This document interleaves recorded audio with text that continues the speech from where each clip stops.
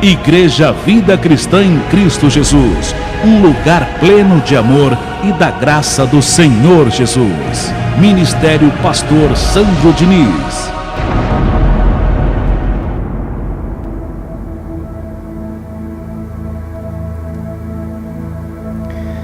Recebo, meu Deus, em um nome do Senhor Jesus, a palavra de hoje sendo lâmpada para os nossos pés e luz para os nossos caminhos. Dirige, ó Deus, os nossos passos, principalmente quando ninguém está por perto vendo. Ninguém. Dirige os nossos passos nesse momento, Senhor, que ninguém está vendo. Que a palavra de hoje fale ao teu povo, ao coração dos teus filhos amados e abençoados. E que a glória de hoje, dê sabedoria, para que entendamos, não aquilo que o homem escreveu, a letra, mas aquilo que Deus inspirou ao homem, para que possamos assim ter o nosso coração alimentado. Que a glória de hoje, Senhor, venha preencher. A palavra soberana do Senhor venha preencher todos os espaços em nossa vida. Que está precisando de paz, que está precisando de tranquilidade, de mais firmeza na Tua palavra e de maior confiança em Ti. Assim eu recebo todos que estão aqui e quem me ouve nesse momento, com o seu coração preenchido de paz, de tranquilidade, de firmeza e de maior confiança no Deus vivo e soberano que vive e mora dentro de você. E todos digam amém e graças a Deus. Louve ao Senhor com suas palmas. Isso. Receba. Há um Deus vivo dentro de você. Hoje nós vamos dar continuação ao estudo conhecendo as 7 igrejas do Apocalipse. Já estudamos as 2 primeiras igrejas, a igreja de Éfeso e Esmirna. A nossa reflexão hoje vai ser a igreja de Pérgamo, conforme a folhinha do seu estudo, a que você acabou de receber. E na folhinha do nosso estudo, nós temos uma introdução, que começa assim. A terceira carta, a quem o apóstolo João escreve, foi dirigida à igreja de Pérgamo. A igreja de Pérgamo, para termos uma visão histórica, ela se encontrava numa situação difícil por todos os lados. Porque alguns praticavam idolatria e davam honra ao governador romano. E devido a tanta influência de falsas doutrinas, isso teve um impacto negativo na igreja, poluindo a congregação com doutrinas falsas que incentivavam os irmãos a praticarem idolatria, como também imoralidade. Mas os cristãos verdadeiros não abandonaram a verdade do Senhor, o único e verdadeiro soberano. Portanto, o Senhor Jesus, nessa carta, chama a igreja ao arrependimento, para evitar que eles decaíssem do amor e da fé em quem? Em Deus. Vejamos com Bíblia o lado espiritual que está por trás de cada letra, por trás de cada palavra, nessa carta que o apóstolo João escreveu à igreja de Pérgamo.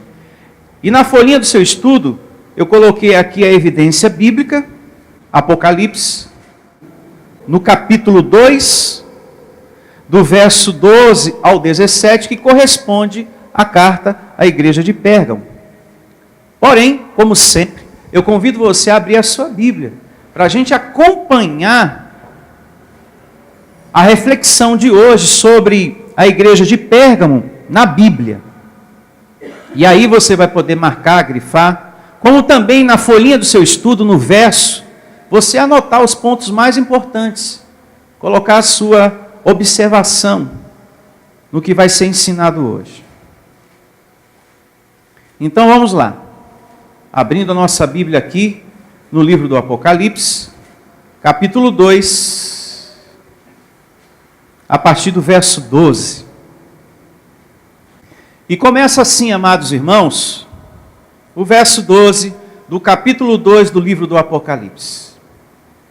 Ao anjo da igreja em Pérgamo, escreve. O anjo aqui é aquele que lidera a igreja, como já foi ensinado na primeira e na segunda carta, que cuida do rebanho.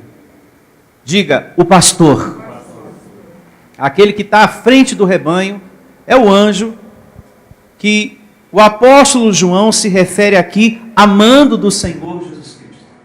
Que através desse anjo, dessa autoridade, Deus alimenta a sua igreja. Prosseguindo, ao anjo da igreja em Pérgamo, escreve: estas coisas diz aquele que tem a espada afiada de 2 gumes. Aqui faz referência, e você vai lembrar disso, aquela passagem de Hebreus, capítulo 4, verso 12, que fala que a palavra de Deus é viva e eficaz, que a palavra é como uma espada afiada de 2 gumes. O apóstolo Paulo faz menção sobre isso, que discerne essa espada, essa palavra, que divide carne e espírito. A palavra de Deus, ela entra em nós de tal forma que leva você, que faz você discernir o que é da carne e o que é do espírito. Quando é a carne em você falando e quando é o espírito, a voz de Deus falando dentro de você. Quando você está sendo alimentado pela palavra de Deus, que é a espada afiada de 2 gumes, ela te dá esse discernimento. Nesse momento é a minha carne, querendo que eu continue magoado, querendo que eu continue assim, nessa situação de depressão, de impaciência, de nervosismo constante. É a minha carne. Eu preciso sair dessa situação. Eu preciso confiar mais, eu preciso acreditar mais. E nesse outro momento você já está tendo discernimento dado pela palavra para andar no Espírito e sair da carne. Ser nova criatura em o nome do Senhor Jesus Cristo. Ela que revela para nós mesmos como estamos. A palavra de Deus, ela mostra. Se você, meu amado, você também que me ouve, se você está no Espírito ou se você está debaixo da carne. É essa mesma espada, que é a palavra, que nos mostra o que é verdadeiro e o que não é. Ela te faz entender as coisas. E a mesma palavra, que é a espada, evita de você cair, mostrando para você o que está te afastando de Deus. A palavra mostra o que está deixando você frio, o que está tornando você uma pessoa afastada. A espada, a palavra, ela mostra. O Espírito de Deus, ele conversa contigo. Mostra para você todas essas coisas. O apóstolo Paulo também diz, fazendo menção dessa mesma espada que é a palavra, lá em Efésios 6,17, anote, coloque como observação, pode ser no verso da folha do seu estudo, ou num papelzinho que você tenha, num caderninho de anotações, você pode anotar tudo isso aí, tá? É muito importante para depois você refletir uma vez mais em sua casa. O apóstolo Paulo diz em Efésios 6,17, que a palavra é a espada do Espírito. Que coisa maravilhosa, o alimento do nosso espírito. E nós precisamos dessa espada.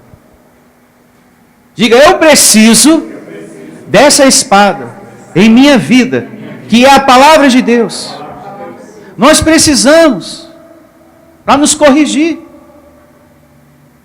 Porque nós temos uma carne que precisa de correção. Há fraquezas, há falhas nisso aqui. E nós precisamos da voz de Deus para corrigir, para colocar um freio nisso aqui que se chama corpo de carne. Precisamos dessa espada para nos corrigir, para que essa palavra venha nos repreender, venha nos exortar. Senão você sai da fé, abençoado. Se a palavra não te exorta também, você sai da fé. Eu gosto de uma palavra que fala só de amor, que fala que Deus só vai me dar as coisas. É bom esse tipo de pregação. Que Deus fala do seu amor por mim, por você, e que Ele vai nos dar as suas promessas. Mas é bom também ser corrigido, repreendido por esse Deus, porque Ele alerta, Ele evita você de cair no abismo. Então, a exortação de Deus é boa. Só não é boa para quem quer viver na carne.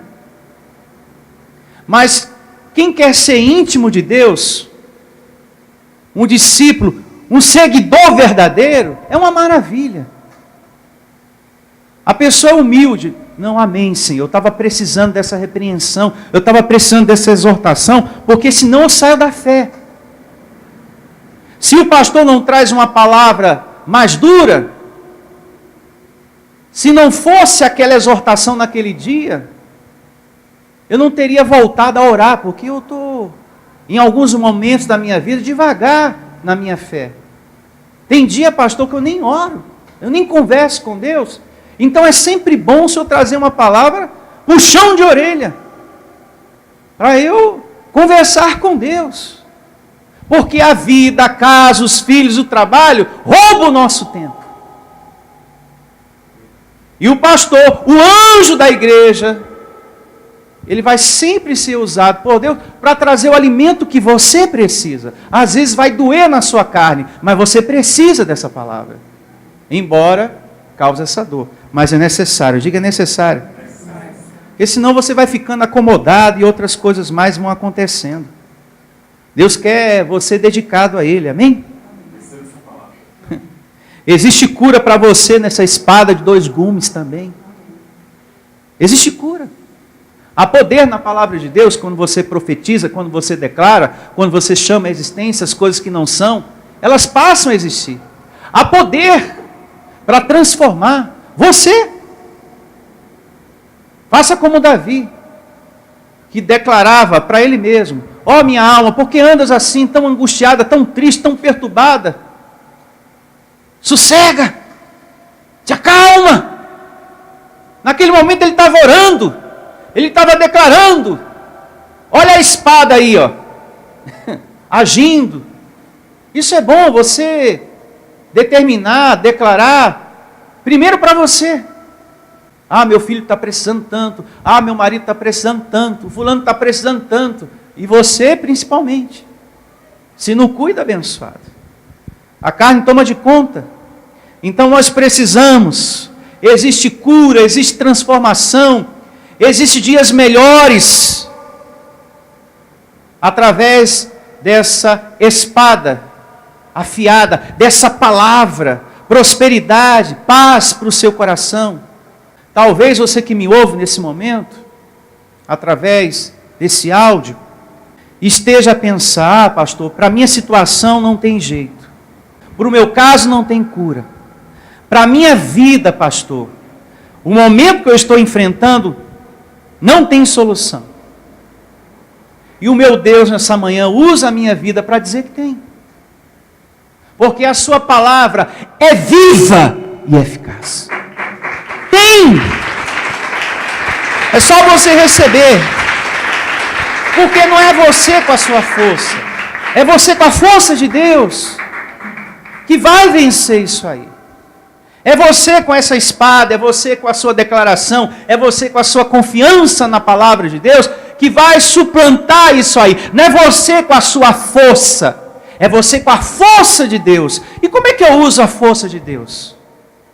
Sendo um discípulo, sendo íntimo do Senhor, sendo um homem de oração, uma mulher de oração, que vê o problema e repousa no Senhor.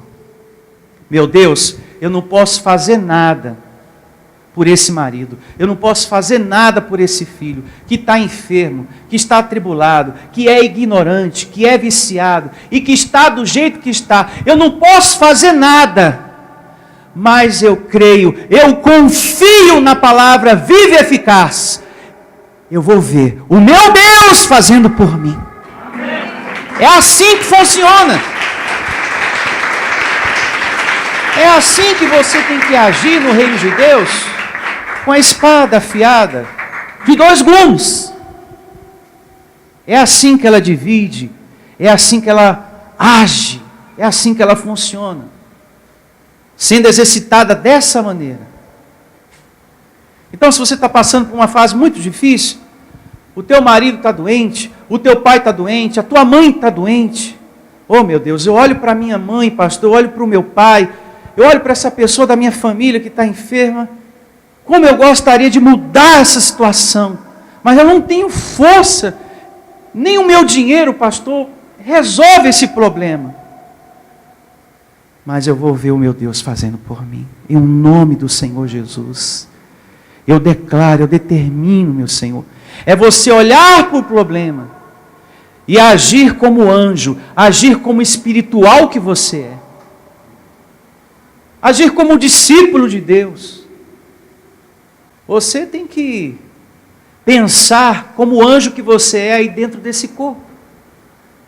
Um filho de Deus, uma potência que confessa o poder do Criador, o seu Pai, o nosso Pai, que chama a existência as coisas quando vê o problema. Não é com a sua força, porque quando você vê o problema no seu marido e você vai com a sua força,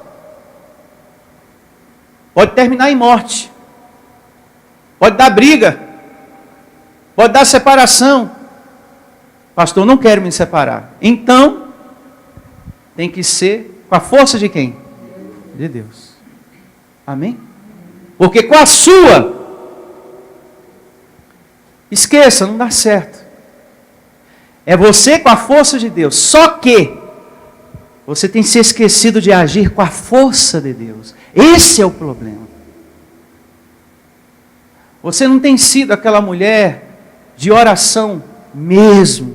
Não estou julgando ninguém. Você não tem sido aquele homem de oração mesmo. Pastor, as coisas não têm acontecido como eu espero. Se a palavra é viva e eficaz, o problema não está nela. Porque ela é viva e eficaz. Então não há nenhum problema na palavra de Deus. Se as coisas não estão acontecendo,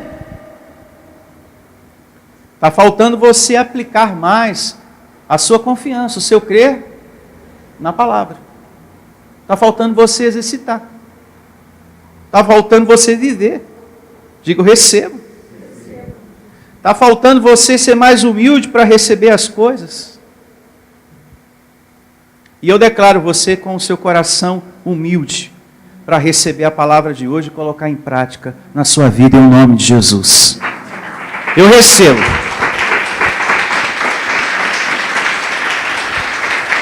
Eu recebo que você vai ver Deus fazendo por você muitas coisas.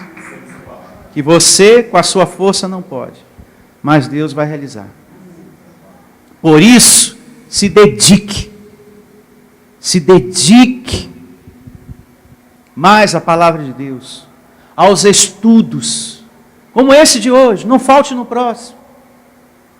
Tem pessoas que começam bem, mas ela para no meio.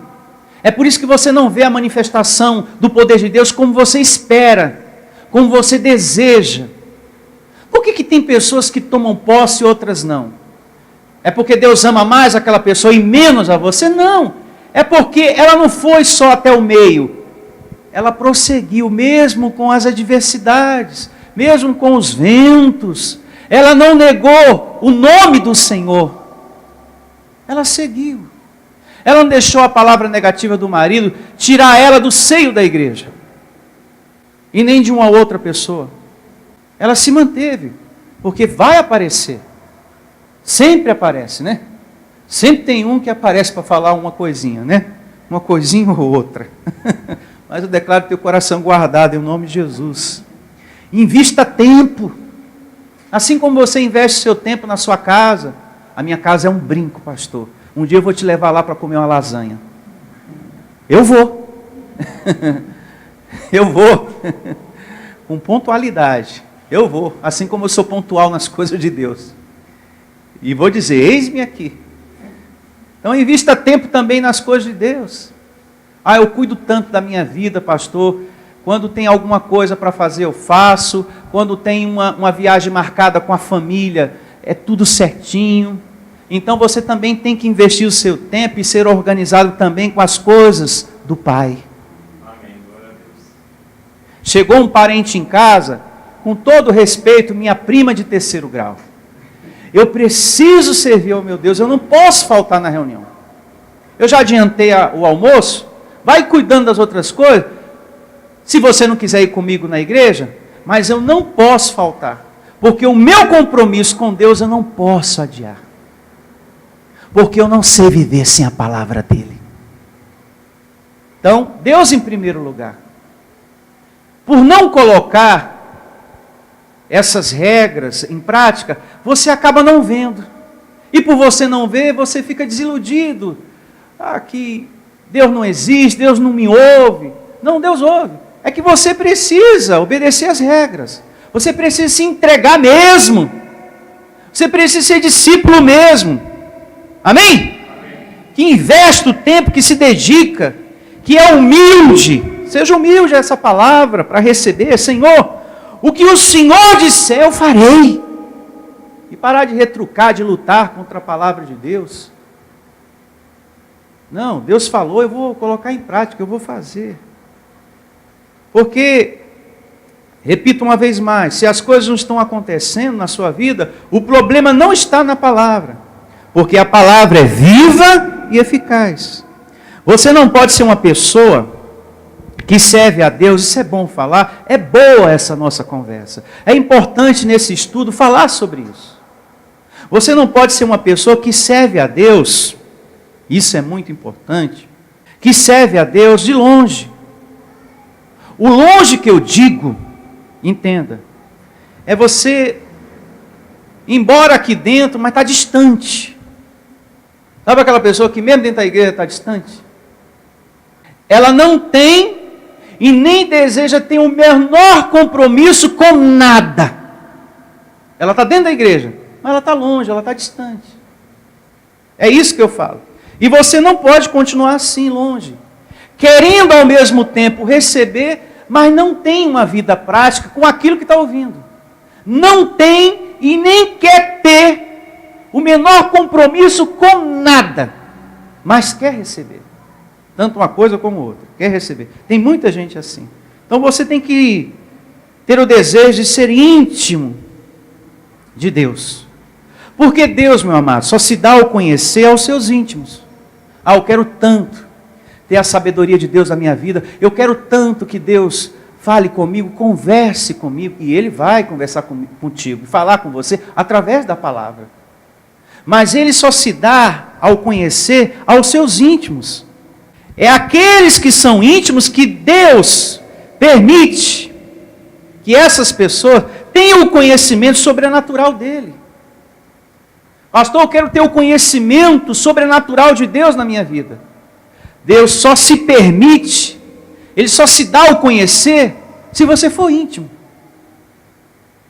Se você tiver esse zelo de tudo que eu estou falando até agora, aí Ele vai se dar ao conhecer para você, da sua palavra e das suas promessas. Porque aquele que é íntimo, meu amado, ele abre o coração na hora do louvor. Amém? Ele curte o seu Deus, ele conversa com Ele. Ele tem essa comunhão. E faço uma observação nesse ponto, um detalhe que é importantíssimo. Se você não sente vontade de orar, de falar, não espere ter vontade para falar com Deus. Fale, porque depois você vai sentir vontade. Tem dia, e é bem verdade que eu vou falar, que às vezes você não tem vontade de falar com Deus. Quando esse dia acontecer, se for amanhã ou depois de amanhã, seja qual for o dia, eu não estou sentindo vontade de ouvir mensagem, não estou sentindo vontade de orar, eu não estou sentindo vontade de conversar com Deus. Ore, que depois você vai sentir vontade. Paulo escreve a sua carta aos Romanos, capítulo 8, ele diz, olha, gente, falando para a igreja, hein? A nossa carne é inimiga de Deus. Então não espere ela sentir alguma coisa no reino de Deus, porque ela não vai sentir. Pastor, eu estou esperando sentir vontade, sabe? De semear na igreja. Pratique, que depois você vai ter prazer, gozo, vontade de fazer isso. Porque aquele que é íntimo, ele vai abrindo o coração para semear. Amém? Amém. E você vai sentindo isso depois. Se você não está sentindo agora, pratica que você vai sentir depois. E você vai até agradecer a Deus por minha vida. Graças a Deus pela vida daquele pastor, que me fez entender mais ainda como eu devo viver essa vida. Como eu devo lidar com essa carne, porque tem dia, pastor, que eu não quero fazer nada para Deus. E quando esse dia acontecer, eu devo fazer porque depois a vontade vem. A vontade vem. Em nome de Jesus. E você sente vontade de orar, sente vontade de semear. E ainda ora ao Senhor, hein? Prospera, Senhor. Prospera ainda mais a minha vida, porque eu quero ajudar ainda mais essa igreja. Aquele que é íntimo, porque o discípulo ele quer ser íntimo do Senhor. O verdadeiro seguidor do Senhor Jesus, ele é íntimo. Ele leva a sério as coisas de Deus. E ele cuida disso aqui. Ele não quer que falte nada na casa de Deus, a física. Porque você é a casa de Deus. Deus habita dentro de você. Você é a igreja do Senhor Jesus Cristo. Mas nós precisamos de um lugar como esse para reunir a igreja que somos nós. Eu já ensinei sobre isso. Precisamos. Então aquele que vive essa intimidade, porque a espada da palavra produz isso, ele quer cuidar disso aqui. Ele tem prazer em cuidar disso aqui. Aquele que é íntimo também de Deus, ele abre o coração para o congregar. Ele é seguidor da palavra, do Senhor Jesus, da palavra da graça. Senhor, eu não sei viver sem a tua palavra, sem ouvir o teu ensino. Eu tenho fome de Deus, pastor, fome de ouvir. Além de participar das minhas reuniões, ela quer conhecer a reunião do outro pastor. Ela quer participar das outras reuniões na igreja. Aquele que é íntimo do Senhor, ele tem essa fome de Deus. Fome. Cada vez mais quer aprender. E quem está longe, em outro estado, em outro país, que não tem a mesma oportunidade que você de estar aqui congregando, essa pessoa que é íntima de Deus, ela quer estar sempre ouvindo as mensagens. Ela quer estar sempre acompanhando, ela está sempre atenta. Para ouvir aquele ensinamento que vai pela internet e também colocar em prática. Porque para ser íntimo do Senhor, você pode ser daqui e também à distância. Ah, eu não posso estar lá então, não vou praticar a palavra. Não. Você pode praticar a palavra daqui, de lá, da onde quer que você esteja. É só ter sede de Deus, fome de Deus, vontade de viver para Deus.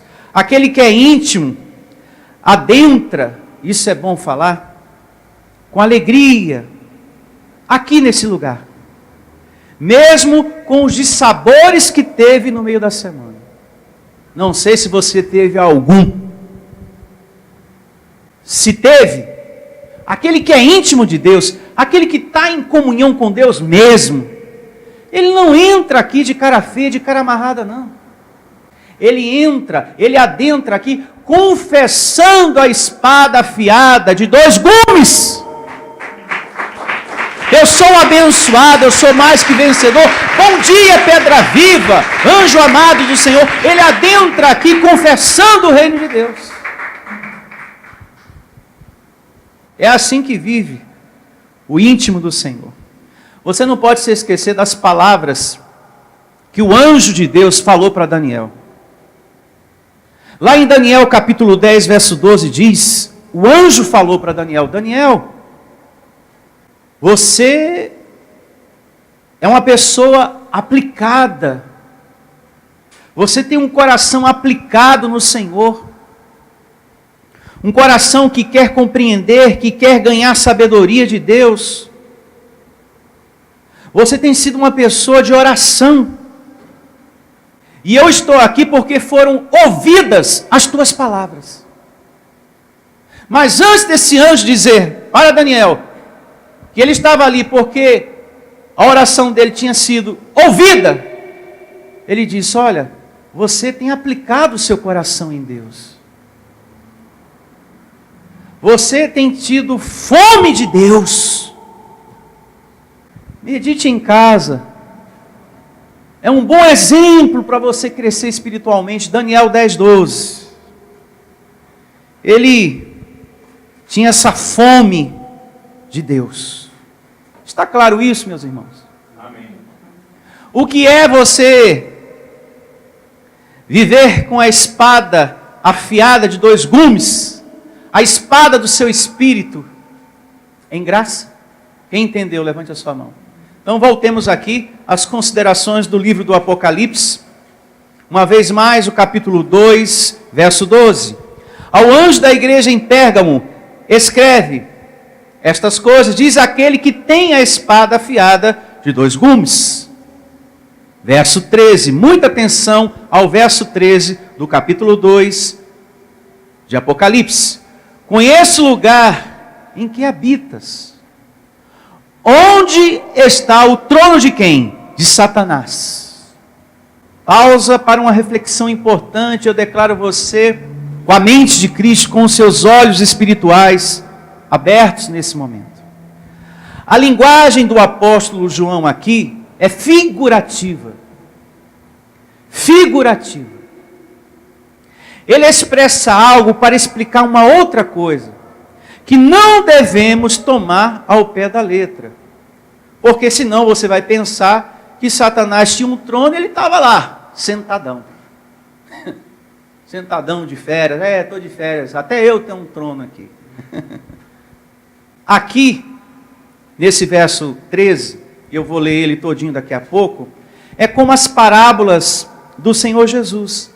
Ele falava algo, porém o significado era outro. Um exemplo bom a se pensar, a parábola do semeador. Ele fala da semente que cai em vários tipos de solo.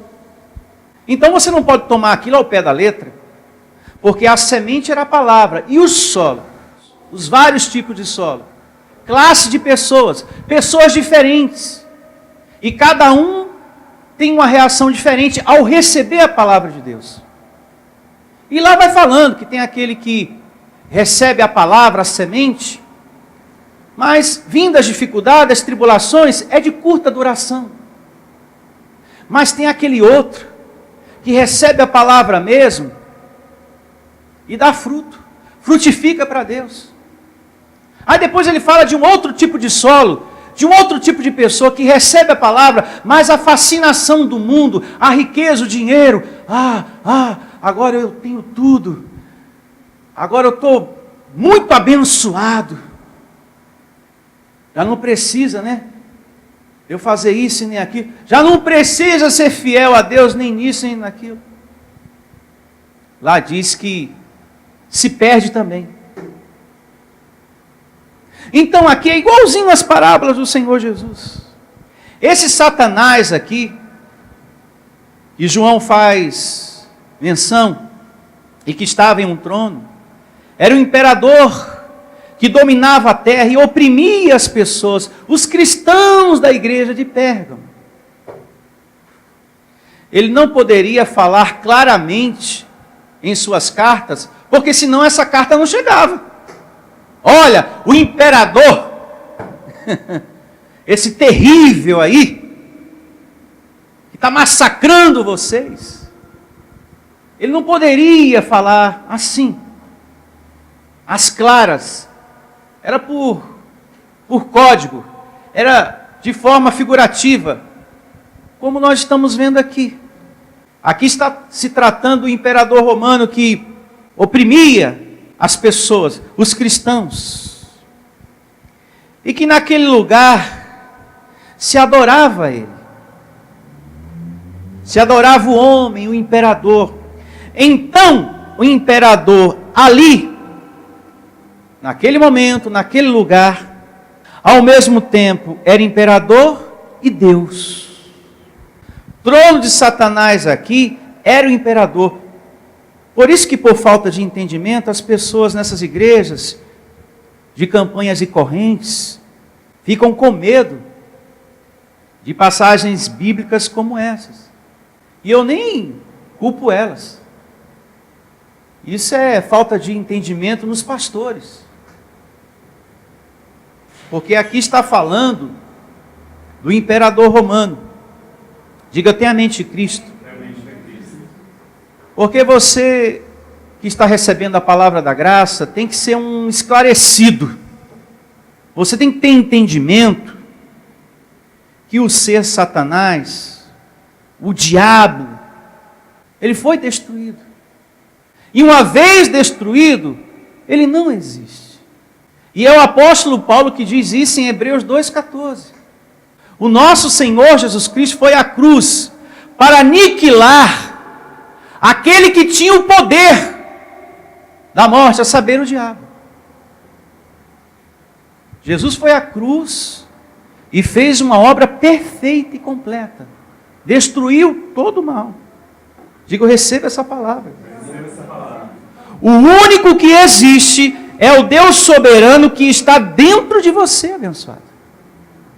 E esse ser, diabo, não foi destruído quando você entrou nessas igrejas de correntes e campanhas, não. Essa destruição se deu na cruz.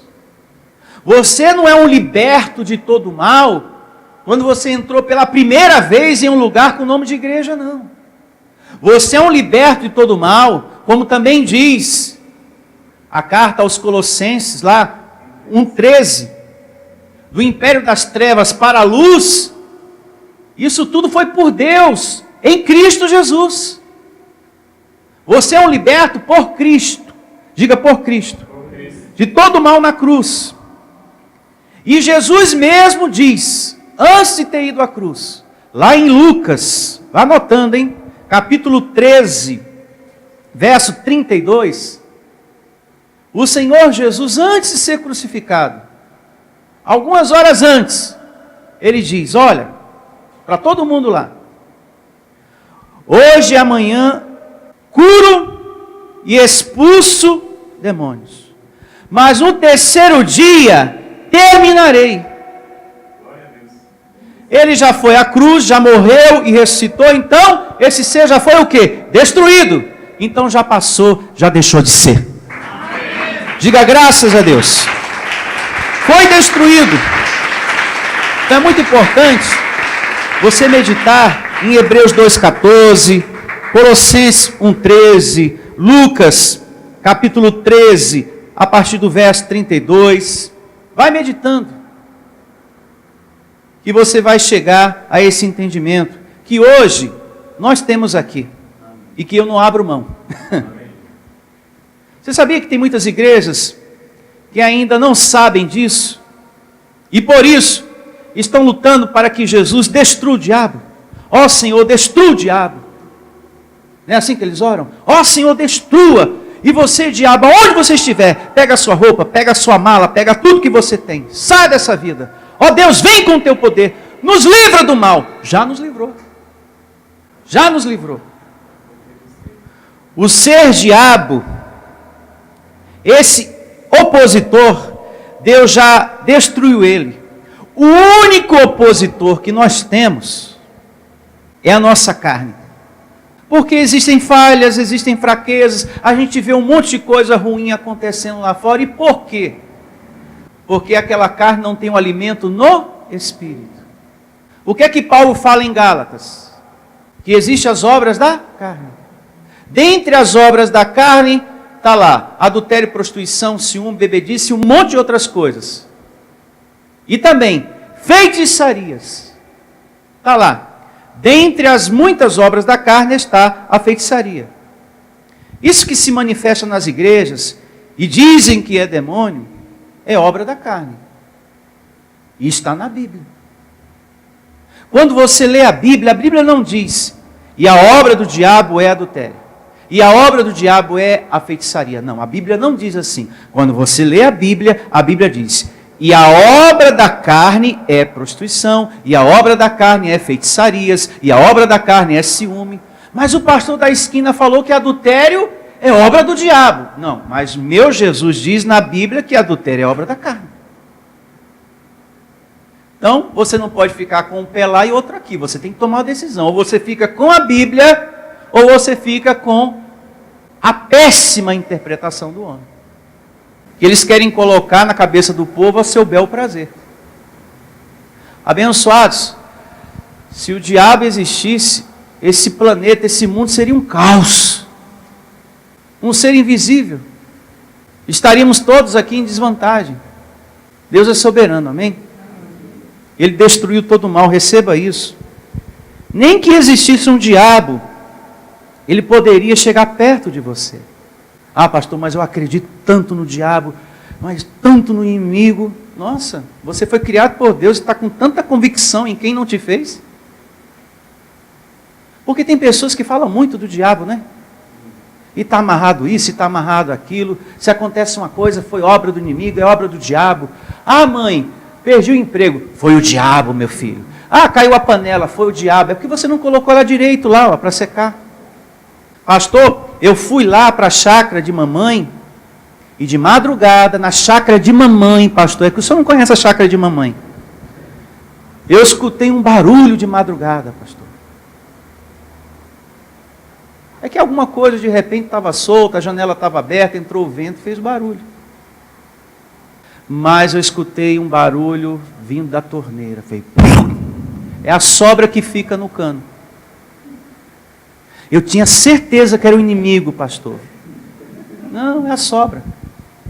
Isso também acontece lá em casa. Dá um susto, né? Você, opa! Você olha, o que é isso? É a sobrinha da água que fica. É o ar também, né? Então fica ali um pouquinho. Então se você colocar lá a louça direitinho, você não vai escutar barulho. Se você fechar a janela também. Só existe um Criador, chefe. Diga Deus. Só Ele. Você deve dar honra. Amém? Então você tem que crer no que está na Bíblia. O diabo e seus demônios é uma questão que o Senhor Jesus já resolveu na cruz. Seja um divulgador dessa verdade junto comigo. Divulgue essa verdade junto comigo. O diabo já foi destruído. Eu só acredito em um só Senhor Deus. Em um só Senhor Deus. Me ajude a divulgar essa verdade. Divulgue essa verdade junto comigo. Tá bom? Medite em todas as evidências que eu te passei para você ler depois. Eu passei rápido assim para a gente ganhar tempo. Prosseguindo aqui com a leitura, em Apocalipse, capítulo 2, verso 13.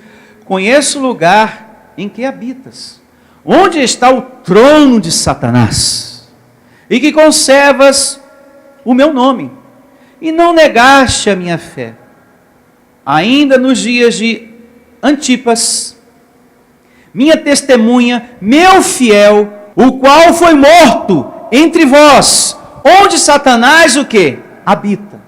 Esse Antipas sofreu perseguição e foi morto pelo imperador por professar a palavra de Deus.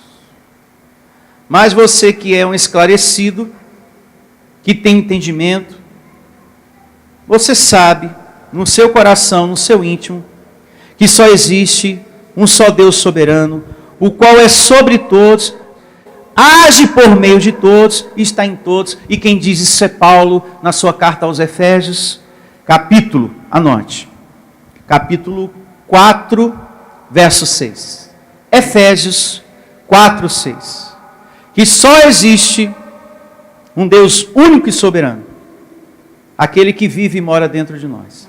Então esse ser Satanás, que ele, o apóstolo João, se refere aqui, uma vez mais, é o imperador, é o Império Romano, que estava a perseguir a igreja de Cristo, que estava perseguindo os cristãos e mandando matar. E aconteceu esse fato com Antipas. Verso 14. Tenho todavia contra ti algumas coisas, pois que tens aí os que sustentam a doutrina de Balaão, o qual ensinava a Balaque a armar ciladas diante dos filhos de Israel, para comerem coisas sacrificadas aos ídolos e praticarem a prostituição. Prostituição aqui, amados de Deus, não é no sentido que você pensa homem e mulher, não, tá? Mas sim uma prostituição aonde se ensinava à igreja que havia outros deuses, outras forças. Era esse tipo de prostituição que estava acontecendo lá. Uma adoração a outros deuses. Porque o imperador, ele estava causando essa pressão. Muitas estátuas eram construídas com a imagem do imperador. E ele queria ser adorado. Então, essa situação estava acontecendo. Declaro você aí com a mente de Cristo para entender. Tá? Como também as igrejas evangélicas ensinam. Porque quando eles ensinam que o diabo tem uma força e Deus também, eles estão ensinando dois deuses. Estava acontecendo com a igreja de Pérgamo um ensinamento acerca de outros deuses, de outras forças, como a gente também vê nas igrejas evangélicas. Porque quando eu falo para vocês de uma outra força, eu estou falando de um outro Deus. Se eu falo que o diabo tem força, tem poder, e Deus também, eu estou mostrando para você dois deuses. Duas forças para você. Porque qual é o discurso que você ouve numa igreja evangélica tradicional? Irmãos, Deus está querendo fazer uma obra maravilhosa, tremenda na sua vida, aqui na igreja. Mas Satanás está impedindo, ele não deixa. Imagine você, não deixo. Aí Deus, então tá bom. Eu não vou fazer porque você não deixa. E a igreja, né, tendo que orar e jejuar muito para que Deus receba força para vencê-lo. Assim muitas igrejas ensinam. Olha, a gente precisa orar muito e jejuar muito, porque aí Deus vai ter força e vai vencer esse mal, esse diabo que está impedindo, que não deixa a igreja receber a bênção que Deus quer dar para a gente. Então, para essas igrejas, o diabo é mais forte do que Deus. Porque o rebanho tem que orar para Deus ter força para vencer o inimigo. Então o diabo é mais forte do que Deus. É um absurdo isso, né? Mais forte do que Deus. E que Deus precisa da oração para ter poder, para atuar em sua igreja, isso é uma blasfêmia. E como que fica aquela palavra que saiu da boca do profeta Isaías, agindo Deus, quem o impedirá? Como é que fica essa palavra? Ah, que a igreja tem que orar e jejuar muito, para que Deus possa atuar. E como é que fica a palavra? Saída da boca do profeta, agindo Deus, povo. Quem o impedirá? Não existe. Então é muita besteira que está sendo dita em muitos púlpitos lá fora, meu amado. A falta de conhecimento, Jesus falou, é cegueira, é sofrimento. O meu povo sofre porque não tem conhecimento. Você tira tanto problema do seu caminho quando você tem conhecimento. Porque você para de ficar dando glória para um ser que não existe. Porque você para de ficar chamando a sua família de encapetada e passa a chamar de abençoada.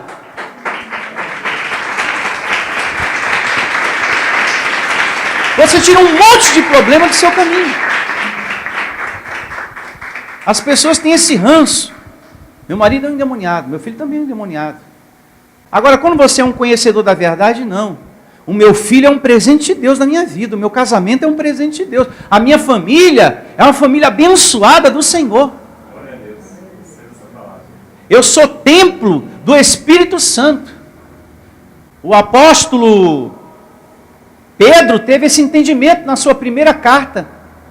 Capítulo 2:9. Nós somos propriedade exclusiva de Deus. Então eu não posso ensinar que você é de Deus e do diabo ao mesmo tempo. Eu estaria indo contra a palavra, contra o ensinamento de Deus. Olha, tem momento que o diabo entra porque Deus sai. Aí depois Deus volta na quarta e o diabo pega a mala e vai embora. Porque é assim que prega o sistema. Quarta-feira você se enche do Espírito Santo. Mas depois Jesus pega a malinha dele e vai embora e volta na sexta. O diabo volta na sexta. Mas depois que você congrega no domingo, Jesus vem com a malinha dele, voltei. Aí o diabo pega a malinha dele e vai embora.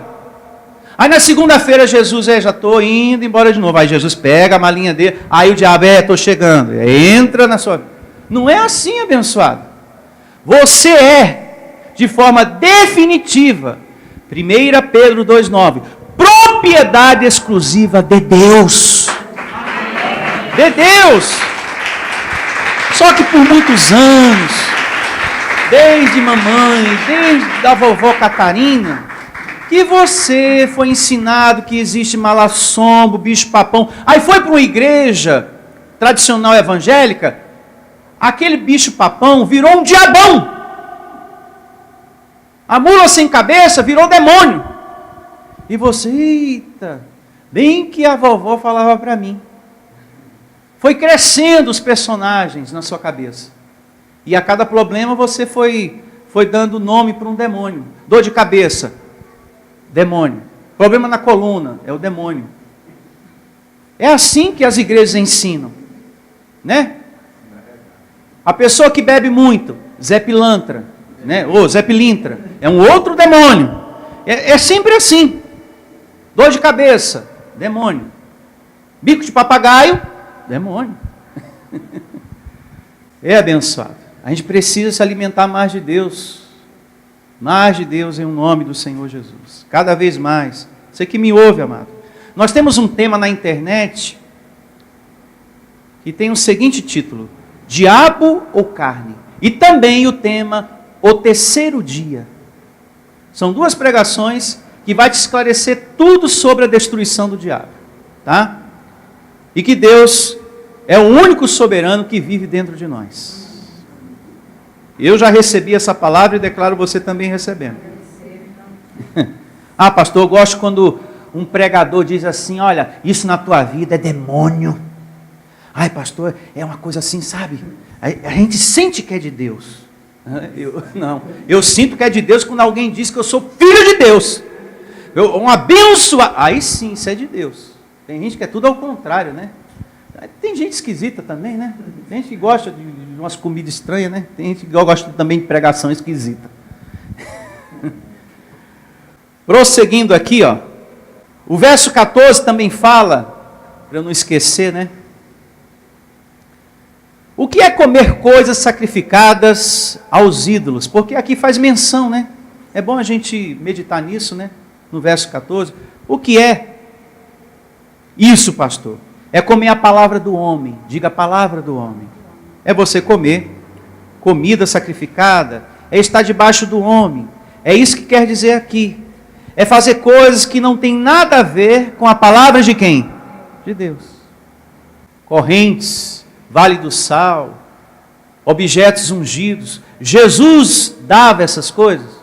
Não tem nada a ver com a palavra de Deus. Então, é comer comida sacrificada aos ídolos. Porque esses homens querem ser vistos como deuses. Né? Querem manipular, querem ser dono do rebanho, como a gente aprendeu nos estudos anteriores. Os romanos gostavam muito de construir estátuas para a adoração do imperador. Sobre isso também João está abordando aqui. Verso 15. Outros, sim.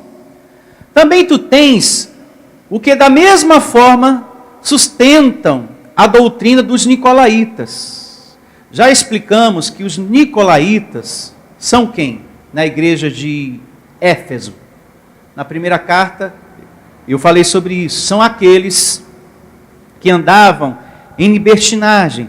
Os nicolaítas, para você entender, você que está aqui hoje pela primeira vez, novo na fé, os nicolaítas pervertiam a graça de Deus, ou seja, a palavra de Deus, com libertinagem, ensinando que não importava o que as pessoas fizessem no corpo, pois não afetaria o espírito.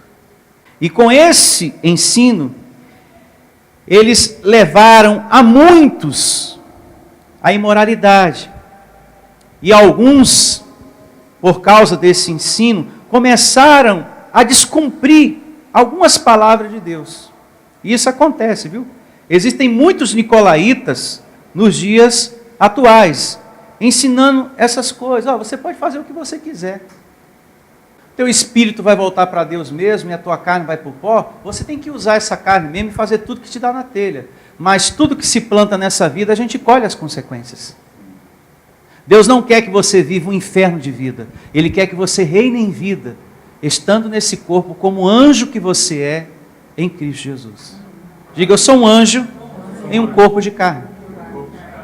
Um tesouro em um vaso de barro. Não é verdade? Não é assim que ensina? Como também existem pessoas, são nicolaítas também nos dias atuais, pessoas que falam, olha, eu não vou na igreja, não faço nada do que você está fazendo lá e tenho as coisas. Pastor, eu tenho um perto de mim, um nicolaíta da vida bem pertinho de mim. Pastor, eu tenho um desse lá no meu trabalho, tenho um desse lá em casa. Tem pessoas assim, sabe, que agem dessa forma. Justamente para você não ter compromisso com a palavra de Deus. E se estiver tendo, parar de ter. São pessoas que estão na carne e querem que você rompa o seu relacionamento com Deus. Ou seja, são pessoas que não têm nenhum compromisso com o reino de Deus e não quer que você tenha. E fala essas coisas, olha para a minha vida. Eu não estou fazendo nada que esse pastor idiota ensina lá e que você vai lá para fazer. E eu estou tendo as coisas, consegui emprego, comprei carro, estou tendo isso, tenho dinheiro no banco. Aí não preciso fazer nada do que ele ensina lá para vocês fazerem. Nada. A gente não pode se esquecer do que Jesus falou. A parábola dos 2 fundamentos. E o que fala lá, pastor? Resumidamente nos passe. Em Lucas 6, 46. Lá fala da construção de 2 casas. E o Senhor Jesus fala, olha, aquele que não pratica a minha palavra, também consegue erguer a sua casa na areia. Como aquele que é um seguidor, como aquele que é íntimo da minha palavra, ergue a sua na rocha. Aquele que não tem compromisso com a minha palavra, que não pratica, também ergue, assim como aquele que pratica. E a gente tem que ter muito, mas muito mesmo, a sabedoria de Deus, a mente de Cristo, para a gente não cair nessas palavras, porque essas pessoas, o que elas falam, cativa. É mesmo. Você não vai na igreja, você não semeia, você não faz nada, você não busca o conhecimento e você tem as coisas. Mas Jesus falou que essas pessoas também conseguem construir a casa.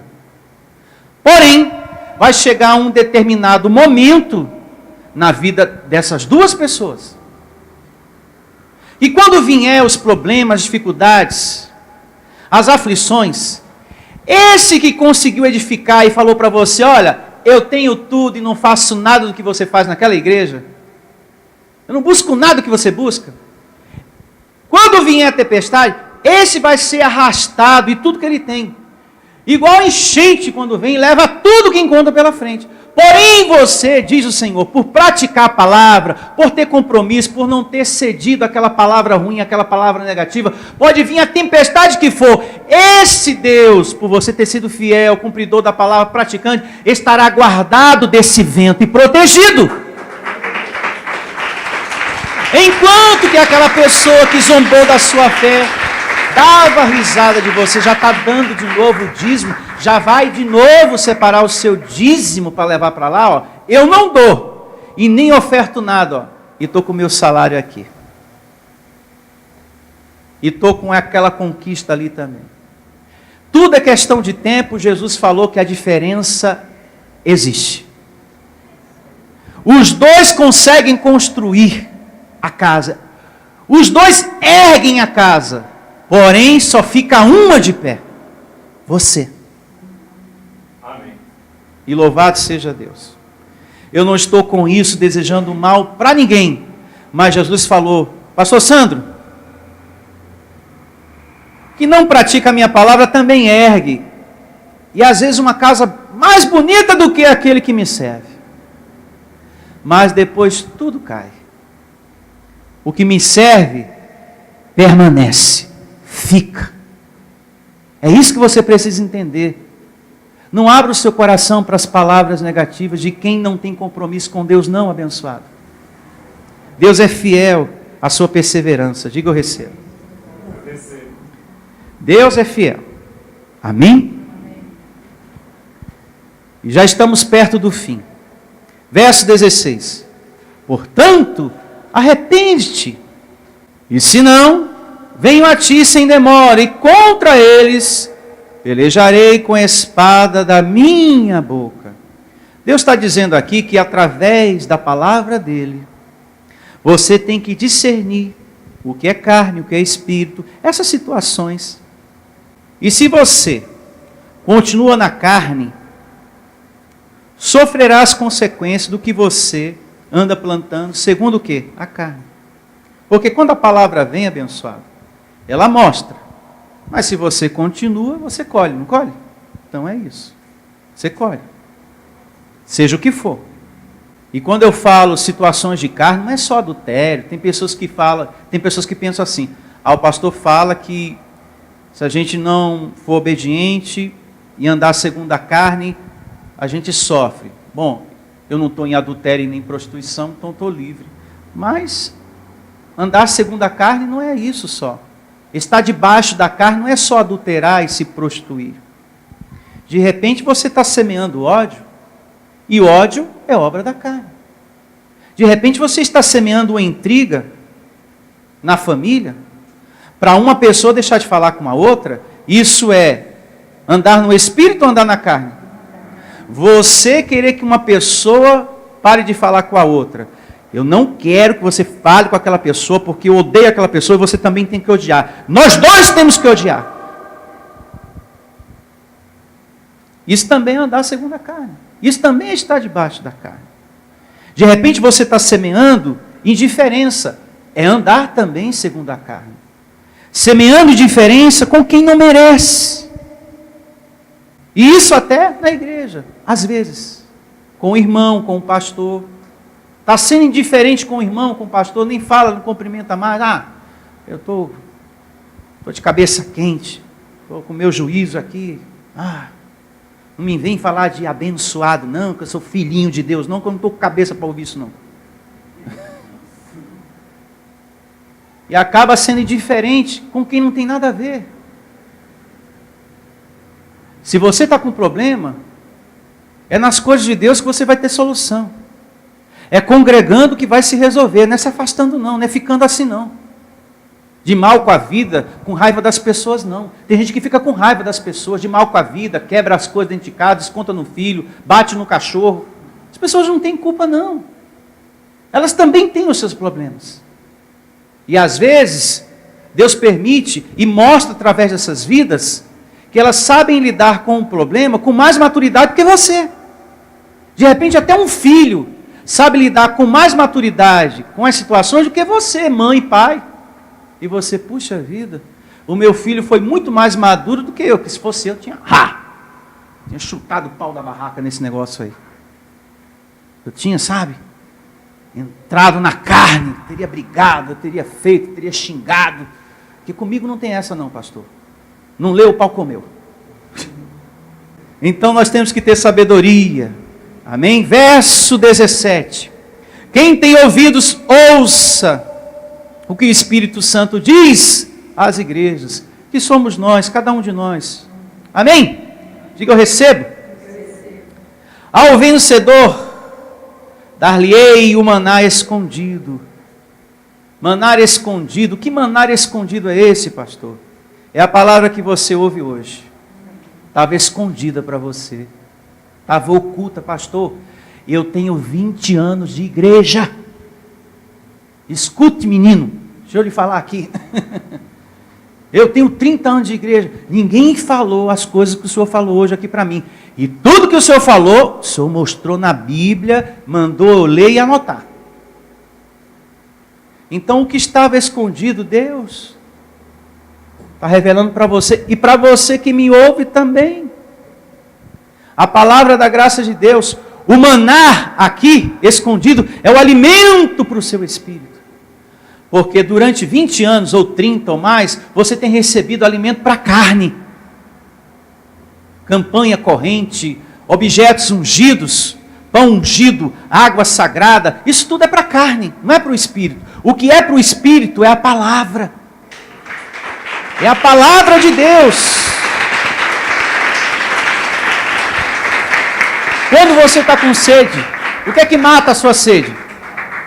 Então, aquela água foi para a carne, assim como também outras coisas. E seguindo aqui o verso, ao vencedor dar-lhe-ei o maná escondido, bem como lhe darei, vai vendo, hein? Bem como lhe darei uma pedrinha o quê? Branca, e sobre essa pedrinha escrito, nome novo, o qual ninguém conhece, exceto aquele que o recebe. Muito importante isso. Vamos por parte. Essa pedrinha branca significa a pureza que Deus dará ao seu coração. Antigamente, os juízes julgavam nessa época com duas pedras, uma branca e uma preta. A branca significava inocência e a preta está condenado, condenação. Era assim antigamente. Para os nossos dias, essa pedra, ela tem um novo significado dado por Jesus, que é a pureza que Ele te dará para o seu coração, para que você não tenha olhos maus. Amém? Amém? Porque é muito ruim andar com o coração magoado. Deus quer que você tenha um novo coração. E eu, pastor, particularmente falando, eu preciso perdoar. Uma situação antiga, então persevere no conhecimento que Deus está te dando hoje, porque há possibilidade nessa espada, nessa palavra poderosa. Amém? Amém. O sistema religioso lê isso aqui, e é do seu conhecimento, né? Eles olham para esse verso e falam, pedrinha branca. No final da reunião faz a campanha da pedrinha branca, porque fala para as pessoas que a pedrinha branca é Jesus. Olha, é Jesus, leva Jesus para casa. E Jesus é Espírito, né? E o nome novo, pastor, é a vida transformada que você recebe. E é também, principalmente, você sabe que você é um Espírito nesse corpo. Você não é apenas esse fulano de tal que nasceu há 40 anos atrás e que tem um nome tal. Não, você é mais do que isso. Esse nome tal é o teu nome terreno, né? Paulo Maurício de Souza é o nome da tua carne. Mas em espírito você tem um nome. Você em espírito tem um nome. Se os outros anjos têm nome, você também tem. E diante do Pai, Deus, você vai saber o seu nome, o nome do seu espírito. A Bíblia revela o nome de dois anjos, Miguel e Gabriel. Se os outros têm, você também tem. Pastor, eu nunca parei para pensar nisso. Se não parou, Começa a pensar a partir de hoje. Você tem um outro nome que você saberá diante de Deus qual é o seu nome. Não adianta também com essa mensagem querer descobrir isso através de livros. Eu vou comprar o livro do fulano tal, porque ele falou que fazendo isso e isso, segundo lá o mapa, eu vou saber qual é o nome do meu anjo, do meu espírito. Não. Porque isso é um mistério que pertence a quem? A Deus. E você só saberá diante dele. Diga, só diante dele. Então é importante você pensar sobre isso. Segundo a Bíblia, alguns anjos, meditando nisso, né? Alguns anjos se recusaram a dar os seus nomes. Por exemplo, quando Jacó perguntou ao anjo que o visitou, ele se recusou a falar o seu nome. Está lá em Gênesis, capítulo 32, verso 29. Jacó perguntou, qual é o seu nome? Ele, não precisa você saber, não. E um outro episódio está lá em Juízes, capítulo 13, verso 17 e 18. E nesse livro de Juízes, capítulo 13, verso 17 e 18, existe um bom motivo para o anjo, né, não falar o seu nome, como também aconteceu aqui em Juízes com Manoá, homem de Deus. Ele também chegou a perguntar, olha, qual o teu nome, hein, anjo? Que eu quero prestar uma homenagem a você, umas honras para você. Aí o anjo falou, não precisa você saber não. Toda dádiva é dada por Deus, então a ele é as honras devidas. Você não precisa saber meu nome não. Então, o bom motivo de um anjo não falar é por causa disso. Para o homem não desviar as honras devidas, que é para Deus, para o anjo. Eu me faço entender? Então, se tiver que adorar, adore a Deus. Então, o seu nome espiritual é um mistério que pertence a Deus. E todos nós temos. Amém? Glória ao Senhor.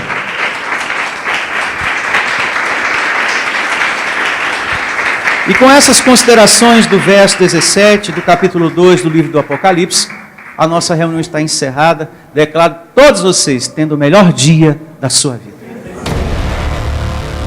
Igreja Vida Cristã em Cristo Jesus. A igreja que estimula a sua fé sem desprezar a sua inteligência. Ministério Pastor Sandro Diniz.